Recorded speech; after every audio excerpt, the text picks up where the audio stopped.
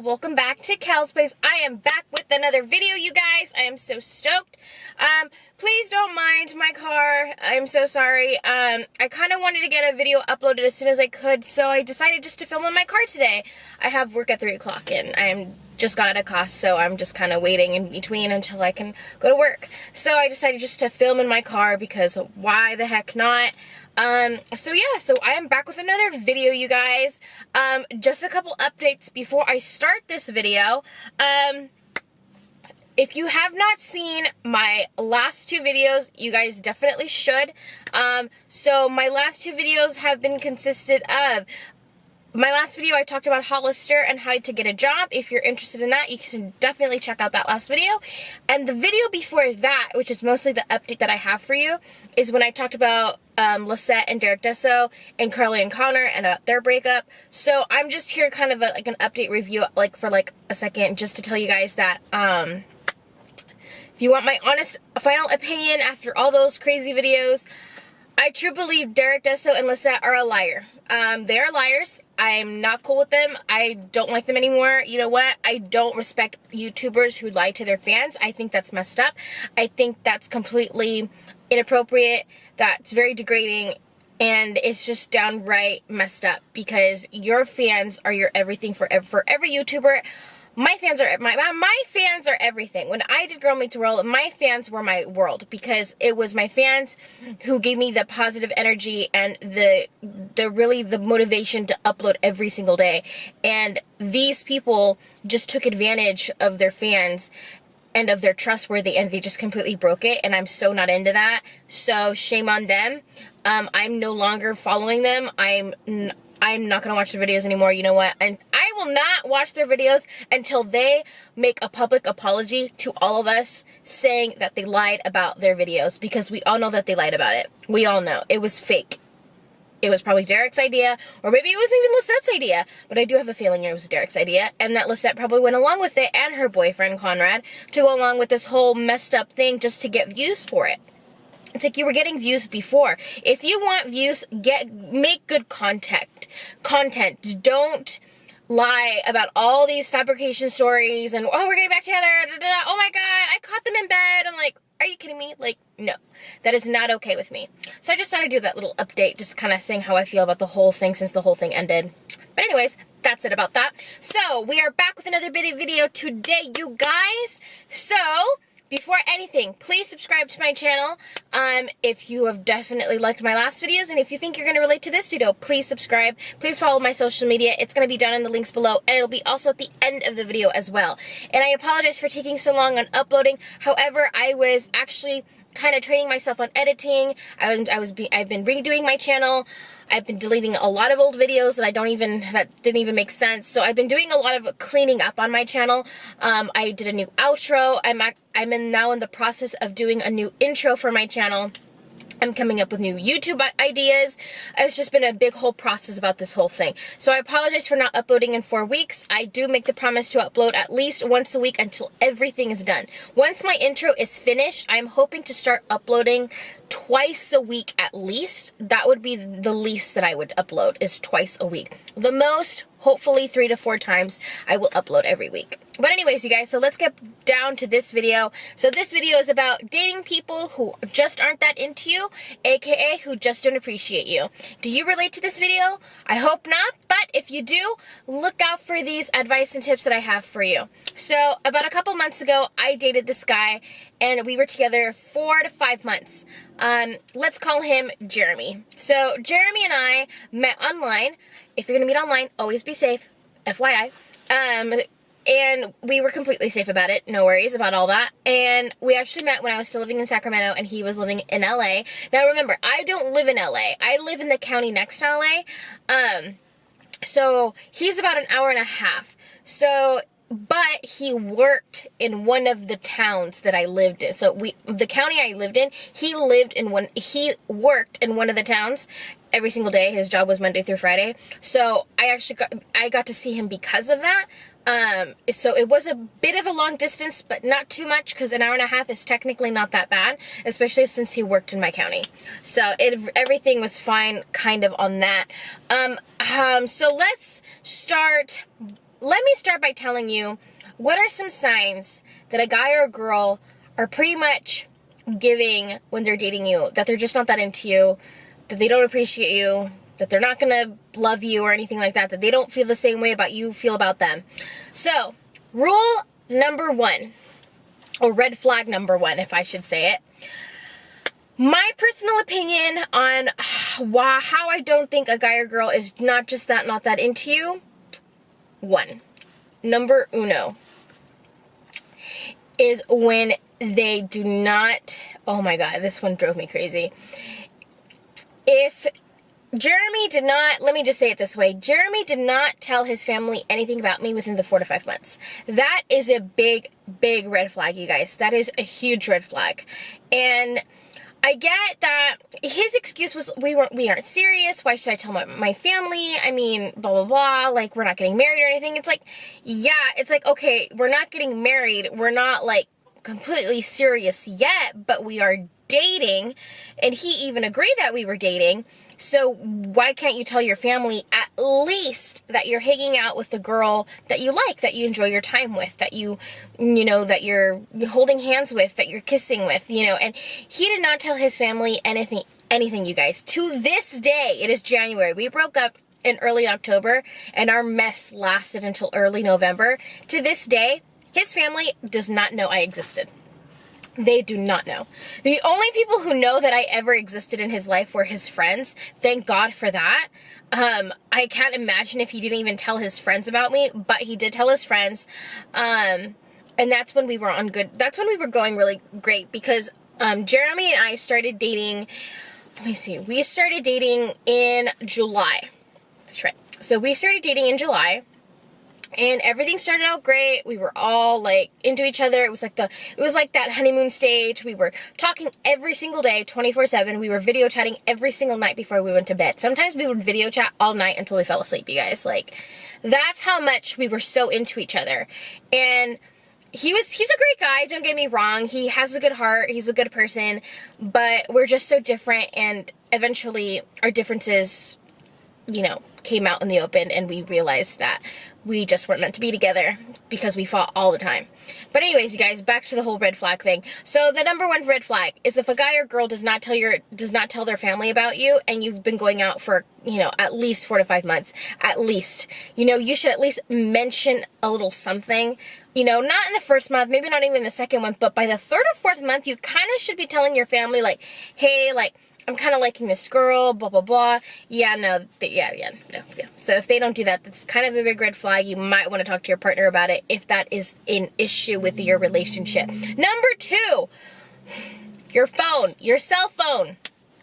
Okay, Jeremy was always on his phone. It's like, bro, it's like, stop. It's like, okay, I don't mind when people are on their phone, don't get me wrong. I'm always on my phone. Oh, speaking of phone, I got my new, like, XR iPhone, and it's so beautiful, you guys. You guys should just, like, totally get this phone. Anyways, back to my video. So, being on your phone is okay, because I'm always on my phone.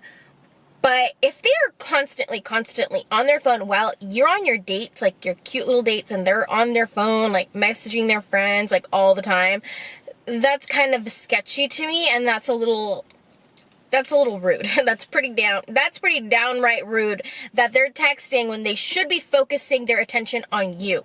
Now, some people, I asked some of my friends, they're like, oh, being on your phone is not a big deal. It's totally the norm today, like being on your phone all the time. I get it. Yeah. If you're comfortable with each other. Yeah. If you're on your phone, like, of course. But especially if you're in the early stages of dating, don't be on your phone all the time. Focus your attention on this person. It was so bad, you guys. Every time we'd go on a date, to the movies, to dinner, he'd always be on his phone. He'd be texting his best friends, like, sending videos to each other. He'd be laughing.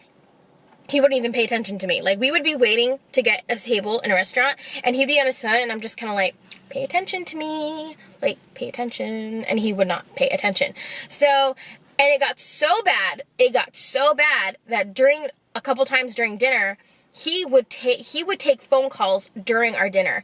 And no, they weren't, like, important phone calls, like, oh my God, has something about work, or my family's, something's happening with my family. No. No. He would take calls from his friends for 10 minutes during dinner. He'd be on for 10 minutes just talking on the phone about nothing. Literally about nothing. They would talk about their day or something. And I would be sitting in the restaurant just waiting for him to come back. And the waiters would look at me like I'm freaking crazy. And that was so embarrassing. I cannot tell you over and over again how embarrassing that was and how that lowered my self-esteem, because that really is going to lower that person's self-esteem. If you're out taking phone calls, leaving during your date, that's kind of saying, I kind of don't want to be with you. I kind of don't want to, like, be seen with you. I kind of don't want to spend time with you. Like, it's not all that serious. That's not a good thing, you guys. That's kind of lame. So red flag number 2, if they're constantly on their phone, that might be a really huge problem in the future, or it might be a huge problem presently. Talk to them about it. And if they continue to deny it and, kind of defend themselves, I would cut the person go. Sorry. Okay. Number 3, red flag, is when a person is trying to change who you are. So Jeremy's and I biggest problem in our relationship was that he was always trying to change me, and oh my god, guys, look, wait, pause for 1 second, you guys. Check out my weather. It is gloomy as hell. Like, that's crazy. That's insane. I'm waiting at the mall, like I said. Okay, so again, number 3, don't date someone. Don't be with someone when they're trying to change you, because that was Jeremy and I's biggest problem. I'm sorry. Jeremy was a party boy. He liked going to parties, he liked clubbing, he liked going to Vegas all night, he loved doing all-nighters, he loved getting drunk, and that's totally fine. I used to be a party girl back when I was in university, but I kind of let that kind of lifestyle go, because in the end, it wasn't for me. And Jeremy would constantly criticize me every day about it. Like, you should be doing this. You should be going out with me to this. Blah, blah, blah. We should be going to bars together. We should be going to clubbing together. And when I would say, no, like, I'm not doing that. Like, I want to, like, do something else. Like, maybe go for a hike or go to a movie or go to an amusement park or anything else. He would just be like, oh, that's so boring. Like, that's so lame. Like, you need to change it up. Like, you need to get more wild. You need to drink more. I'm going to show you the ropes. And I'm like, no, you don't need to show me any kinds of ropes. Like, I'm fine with who I am. And I don't think Jeremy understood that. And then I wasn't as bad as he was, but I would try to change him, because I can't force him to do these things with me if he doesn't want to do them. That's like trying to change him. You know what I mean? That's trying to change his persona, his personality. And I was trying to do that because I wanted a stable guy. I wanted a traditional, romantic, stable, religious guy. And he was religious. He was stable with his job and everything and his family, but he just wasn't ready to give up the whole partying thing. And I had already given up, and I was trying to make him give it up, at least, or at least slow down. And he wasn't ready. And that's just me trying to change him. That's trying to change his lifestyle. So in the end, we both knew it wasn't going to work out, because we were continuously always trying to change each other. He was trying to change me. I was trying to change him. And then it was just a disaster. We would fight all the time. It was crazy. We would fight about the little things, and the little things turned into big things, because we were such opposites. And, his friends noticed it too. And I didn't mind his friends, but I didn't like how his friends would criticize me all the time, because his friends, he would tell me that his friends would criticize me because, oh, why doesn't she do this? Or why doesn't she do that with you? You guys should be on this level. It's like, first off, mind your own business. Another red flag. Don't date someone when they're going to listen to their friends more than you. Do not. Friends are very important. I will always listen to my friends. I will always look for opinions in my friends, but I'm not going to let them control my life, because I make my own decisions. I make my own path. So he was very difficult, because he would rather just spend time with his friends than me. And then he would always constantly listen to his friends. He would let them get inside his head. It was ridiculous. One time for our birthday, his birthday's the day before mine, and I got him this really good gift, and he didn't get me anything on time, but apparently he got me a card. Actually, he got me 3 cards, because he wasn't too sure which one I would like. And apparently he told me the story how he was filling out a card, and his best friends, who are females, I don't mind him being friends with females, but this kind of made me mad. They took the cards out of his hand and they ripped it up. just because they said they told him it's too soon to give her a card. We had already been dating for like about a month, and I get it. I mean, it's a month. It's not that big of a deal. I didn't have to give him a gift. But a card is kind of just a card. It's something at least you should do, especially if you're starting to date somebody. And they completely just ripped it out of his hand. They ripped up the card. And they're like, no, it's too soon. We're saving you from this whole thing. It's like, what are you saving him from? He was going to give me a birthday card. And my birthday was the next day. My birthday is the day after his. And I gave him this really good gift. And I'm just kind of like, it wasn't expensive or anything. It was just a really good, meaningful gift. And he told me that. And he was like, oh, my friends ripped up my cards. And I'm like, why are you listening to your friends? Okay, it's like, that is not okay. Do not date someone, do not be with someone, or at least talk to your partner if their friends are interfering in your relationship. And that's one of the things that we would fight about all the time, because I would try to tell him, your friends are controlling you. You can't listen to your friends all the time. And then I would tell him, you are choosing your friends over me. Like, you just want to be with them all the time. Like, this was like high school. Like, I mean, that's like high school to me.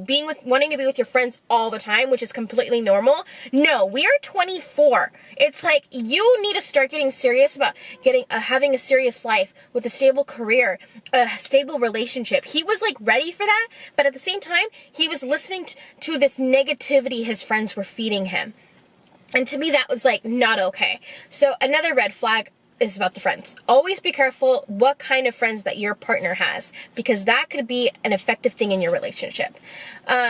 So the red flag I said before, don't date someone who tries to change you, because in the end, it's not going to work. So red flag number 5, I guess I'm at red flag number 5. This was a really important one too. So I'm kind of like, it's slipping from my mind. Just give me 1 second. I'm going to think. Hold on, it's just gonna make me think. Oh, okay. So this one is a little different. It's kind of along the same lines of what I was saying before. How you should not date someone who's trying to change you or anything like that. But also, don't date someone who criticizes you all the time. Again, with Jeremy trying to change everything about me, like he was trying to change my personality, he was trying to change my lifestyle, he would always criticize me, always criticize me. And it wasn't just personally, it was about my family. It was about my friends. Because I didn't criticize. I would get mad about him, about his friends, but he would get mad at me for doing the things that I do with my friends. Like, he's like, oh, why are you guys just going to the movies? That's so boring. Why are you guys going bowling? That's so lame. Like, what are you, in high school? He would criticize me like that. And then he would criticize me about my mom, my relationship with my mom, with my parents. And that kind of made me mad, because my mom is a very strict Catholic, Mexican, traditional woman. My mom's a very good mom. We are very close. My mom is my best friend. I do everything with my mom. I will always put my mom first before any guy or any friend. And my mom is kind of strict on the whole curfew thing. Now, I moved out, some of you may know, I moved out for 2 years to attend university. So I lived on my own. I did what I want. I went out when I want. That was fun. I'm back at home now. I have to listen to my mom. I have to listen to her advice. I kind of have to have a curfew. My curfew is about 1 a.m. And sometimes I can extend it if I'm going out late somewhere like important. And Jeremy would always want to go out late at night. Like, he'd want to go out at 11, 12 o'clock at night. And I kind of wasn't okay with that, because I knew how my mom would feel. Because the thing is, he lives in LA. I knew I would not be back before 1 a.m. I would be back way later. Like, Jeremy would stay out till 4 or 5 in the morning partying. And I wasn't okay with that. And I told him, like, I'm not okay with that. My mom wouldn't be okay with that. You have to understand, if I need to be back at a certain time, I need to be back at a certain time. And he would always criticize me for it. Oh my God, your relationship with your mom is so weird, or your mom is so crazy. Like, why do you let her control your life? Blah, blah, blah. And I'm just kind of like, I don't let her control my life, but you have to understand that my mom worries, and it's just the way things are. And Jeremy would always take that opportunity to criticize me about my relationship with my mom. Do not date someone who's gonna judge your relationships with your parents or with your family. Do not date someone like that. Do not date someone who criticizes you about having a curfew. Do not date someone who is not willing to understand that you come from a different type of family. His family was different than mine. His family let him do whatever he wanted, but that doesn't mean that my family's gonna do what I want just because he's allowed to do what he wants. It doesn't work that way. It's all about compromise. It really is. And I think that's where Jeremy and I lacked. We always had a problem compromising things, setting ground rules, because we were always fighting about it. You know, he was always defending it, and I was always try to plead with him, like, you have to understand. And he just would not listen to me. And it would always cause all these fights. And in the end, early October, I initiated the breakup, but he agreed. And then, because he kept, and then, this is the most, what I think this is also very, very important. Also, obviously, just putting it out there, trust is very important as well. But also, not only trust is very important, but it's the dedication that you put into a relationship. The passion should be there. Obviously, passion is also very important. But dedication is, to me, by far one of the most important things. Because my time is valuable. Your time is valuable. If you work full-time like me, if you're going to school trying to get an education at 24, it is really, really freaking hard. And your time is so valuable, whatever time you get. Whenever I have the day off, because I work retail. Sorry, my video got cut off. Your time is super valuable, you guys.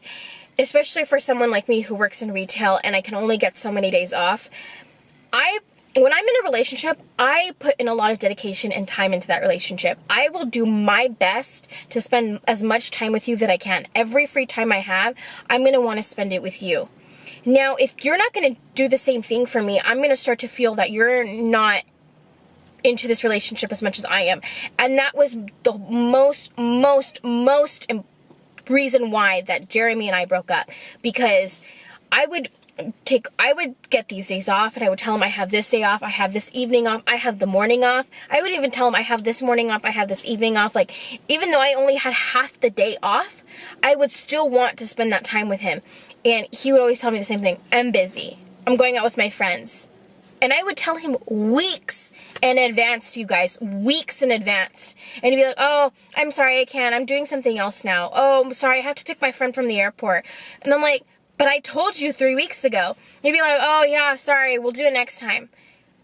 It was so bad, you guys. We did not see each other for a whole month one time because he kept ditching me. He kept canceling on me because he was not willing to put in the time that I was willing to put in. And then finally, when after we broke up, we were broken up for about a couple weeks, and then in early November, we tried getting back together. Stupid me, don't do that. And I would try to tell him, okay, let's try getting back together, like, we could work this, and he missed me too, and he's like, yeah, I agree, we could work something out, we could really talk about it this time. And we made plans 2 weeks in advance. We're gonna go out to dinner, we're gonna have a date, we're gonna talk about our relationship, and we're gonna see if we can really fix things because we missed each other. He ditched me.